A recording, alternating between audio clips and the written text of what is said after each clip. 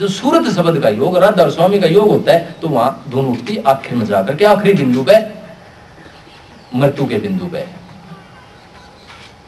जहां से महात्मा बुद्ध कहते हैं कि बोधिसत्व का जन्म हुआ है मेरे विचार से वहां से बुद्ध धर्म में, कि महात्मा बुद्ध उल्टे आ गए थे, भाई इस तक तो मौत है, इस तक नहीं जा सकता मैं, ये तो मौत का समुद्र है, यहाँ तो पूर्ण ब्रह्मांड की यहाँ लय हो जाती है, पूरा ब्रह्मांड सिमट जाता है यहाँ पर, महाप्रलय हो जाती है वहां पर जाकर के। तो वापिस आगे वो जनता के कल्याण के लिए, उसको बोधिसत्व बोला है कि ना इसमें नहीं जाना मैंने, वो जगत के कल्याण के लिए वापिस आ जाते हैं वहां से, उसको बोधिसत्व बोला। बुद्धा टू बी, यानी कि अगले जन्म के लिए उसने अपनी मुक्ति स्थगित कर दी,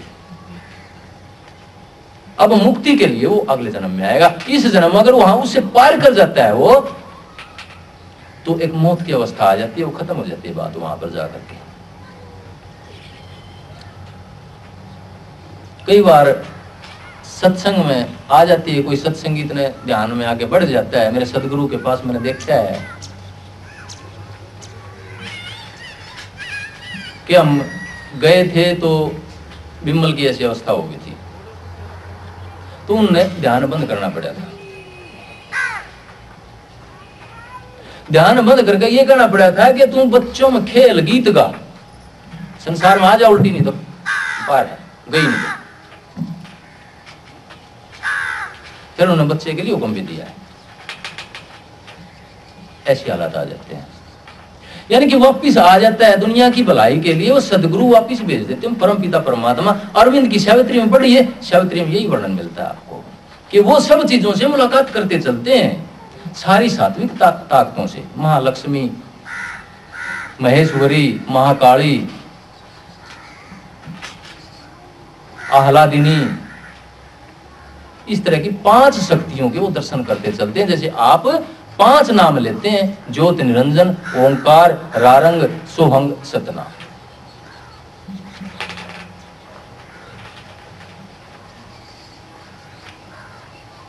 तो ये शक्तियों के दर्शन करते करते जाते हैं, तो आखिर में जाकर जब सतपुरुष से मेल होता है, तो सारा शरीर ही नूर का रूप बन जाता है। साहेब नूर, नूर के सेवक, नूर ही की नगरी है, सूक्ष्म सेज पर नूर चमके, सो घर परापरी, यानी कि शरीर एक प्रकाश में परिवर्तित होने लग जाता है, डिजोर होने लग जाता है, सब कुछ वहां से उल्टे नहीं आए हो तो पार बोल जाओगे आप। यानी कि एक उस परम ताकत के एक परम स्रोत बन जाता है आदमी। इस संसार में आकर के वो फिर कितना बांटो, कितना खंडाओ, वो घटती नहीं है चीज। फिर उससे पहले आप कुछ भी बांटोगे तो घटेगा आपका।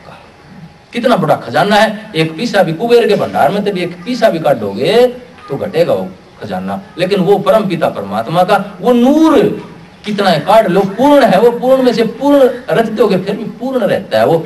ये ईसा उपनिषद में कही गई है कि परमात्मा पूर्ण है, उसने पूर्ण संसार की रचना कर दी, पूर्ण की रचना कर दी, फिर भी पूर्ण का पूर्ण रह गया वो।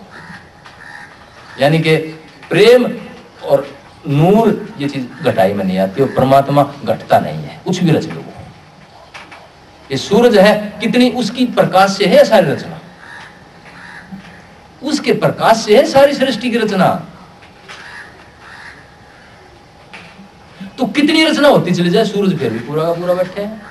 लेकिन इस सूरज की फिर भी उम्र है, कहते हैं कि इसका जो तेल है, इसका जो स्रोत है वो खत्म हो सका है, लेकिन जो आध्यात्मिक सूर्य है, बहन जी ने बताया कि अंदर में सूरज के दर्शन होते हैं। मैं कहता हूं जो अंदर में अगर आपने सूरज के दर्शन कर लिए हैं तो ओंकार पुरुष के दर्शन हो जाते हैं, वो जहां से सारी सृष्टि की रचना होती है। जैसे इस सूरज से इस सृष्टि की रचना होती है, तो वो प्रणव पुरुष है। लेकिन उस प्रणव पुरुष तक, प्राण पुरुष बोलते हैं इसको, प्राणायाम का स्वामी, प्राणायाम का ये अल्टीमेट सोर्स है, ये रिजल्ट है, अल्टीमेट रिजल्ट है। ओंकार का प्रणव पुरुष, जिसको प्रणव पुरुष बोलते हैं, उसकी पूर्णता है, पूर्णता का अनुभव है। यानी कि उस नूर से पूरी सृष्टि हो जाती है, फिर भी पूरा पूरा बच जाता है वो। तो ये जो दर्शन बताया इन्होंने, साकार रचना का सबसे बड़ा भगवान सूरज को इसलिए बोला गया, गायत्री मंत्र में इसीलिए उसकी पूजा का विधान रखा गया है कि साकार सृष्टि का सबसे बड़ा भगवान सूरज को माना गया है। इसलिए अंतर में जब तक आपको सूरज नहीं दिखता तब तक आपको ज्योति निरंजन और ओंकार की साधना नहीं होती आपकी। जब तक घंटा नहीं बजता आपका अंतर में, शरीर के अंदर, तब तक उस मंदिर में जाने की आपकी पूर्ति नहीं हो पाती।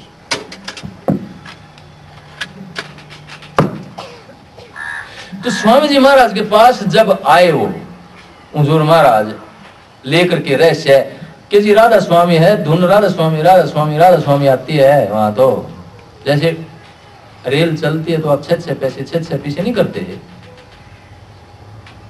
उसी तरह से धुन जो उठती है वो राधा स्वामी राधा स्वामी राधा स्वामी इस तरह से उठती है। वो कभी राधा थोड़ा सा लंबा हो जाता है, स्वामी छोटा हो जाता है, कभी राधा छोटा होता है, स्वामी थोड़ा सा लंबा हो जाता है। राधा स्वामी ये धुन का नाम है, किसी आदमी का नाम नहीं है। ये किसी ने कहा है कि ये तो स्वामी जी महाराज ने वैसे ही रख दिया नाम राधा स्वामी, वैसे नहीं है, धुन है अंदर की। अगर अंदर में घंटा नहीं सुना है तो ज्योति निरंजन की सिद्धि नहीं होती। अगर अंदर में ओंकार की धुन नहीं सुनी है तो ओम की सिद्धि नहीं होती। अगर आपने अंदर में बांसुरी की धुन नहीं सुनी है तो सोम की सिद्धि नहीं होती। इसी तरह सतनाम की सिद्धि नहीं होती जब तक वीणा की धुन नहीं सुनना। इसी तरह अलग की सिद्धि नहीं होती अगर बीन का लहरा नहीं सुना है। इससे भी जो सांप नहीं पकड़ते, बीन का लहरा बजाते हैं से, तो इससे भी प्यारा होता है बीन का। पता नहीं बाहर किस तरह से यूं की यूं चीज उतार दी गई है, समझ में नहीं आती बातें। अंदर की छाया कई बार बाहर हमें पता नहीं होता, कुदरती पकड़ी जाती है, क्यों रहती है वो, कहीं ना कहीं छाया रहती है वो। और वो बाहर वो जितने गाजे बाजे हैं आपके बाहर के, ये सारे अंतर के हैं। इसलिए अंदर में जब हम ढूंढते हैं तो बाहर की सारी चीजों का भेद कुदरती आने लग जाता है। तो शालिग्राम जी महाराज ने कहा है कि अंदर में तो ये धुन है, और ये है आखिरी स्रोत तो गंगोत्री, जहां से गंगा निकलती है, जहां से सृष्टि निकलती है, ये धुन है वहां। तो आप तो साहब स्वामी साहब स्वामी साहब स्वामी जपते हैं, या तो नहीं है वहां पर। स्वामी जी महाराज कहने लगे शालिग्राम तू का बहुत नजदीक पहुंच गया है, इसलिए इसको भी चलने देना, इस पंथ को, इस मत को चलने देना, इसको आगे बढ़ाना। तो वहां से राधा स्वामी धुन निकली है, राधा स्वामी नाम निकला है, राधा स्वामी पंथ निकला है। तो ये है अंदर की बात, बहुत गहराई की बात है। ये तीर्थ व्रत और इनसे नहीं मिलेगी, इसके झलक भी मिलेगी आपको। हम बाहर की जो भक्ति करते हैं, आंख खोल गए, हवन यज्ञ तीर्थ व्रत जो हम करते हैं, पूजा पाठ करते हैं, इसकी झलक नहीं मिलेगी आपको। आप तो ज्योति निरंजन पे नहीं जा सकते यहां से, तो अंदर में नूर में नहीं जा सकते आप। तो नाम क्या निकला था जो शुरू में स्वामी जी महाराज और हुजूर शालिग्राम जी महाराज ने निकाला था, वो क्या नाम था? राधा स्वामी नाम।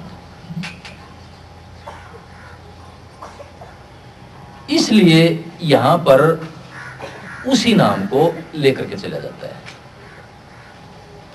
अब जो आपने नाम की पलटी जो करती है ना, उससे बिखरता वो। क्यों बिखरता मैं बताता हूं उदाहरण देके।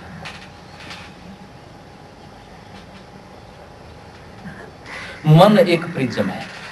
प्रिज्म में जब सफेद प्रकाश की किरण जाती है ना, तो उसके 7 रंग बिखर जाते हैं ना। वो 7 रंग असली रंग तो नहीं हुए, वो तो बिखरे हुए वो सफेद के। तो मन एक प्रिज्म है।